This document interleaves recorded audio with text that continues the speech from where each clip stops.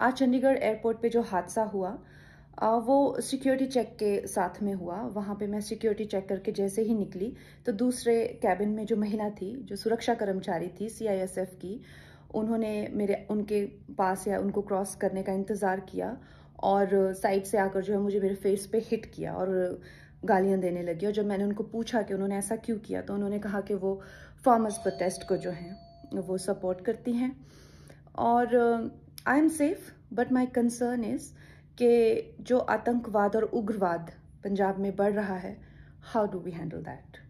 Thank you. अस्सलाम वालेकुम सामीन। 28 ज़िलक़ाइदा और 6 जून है।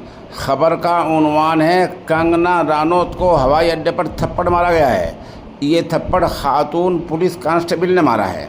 दरअसल हाल ही में कंगना रानौत हिमाचल से मेंबर पार्लियामेंट मुंतखब हुई हैं।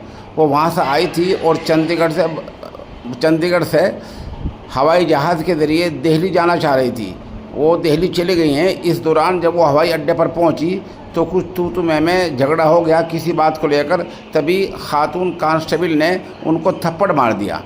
सिर्फ अभी तक एक वजह सामने आई है। कहा जा रहा है कि खातून कांस्टेबल की वालदा धरने पर बैठी हुई थी, किसानों के साथ वो धरने पर बैठी थी।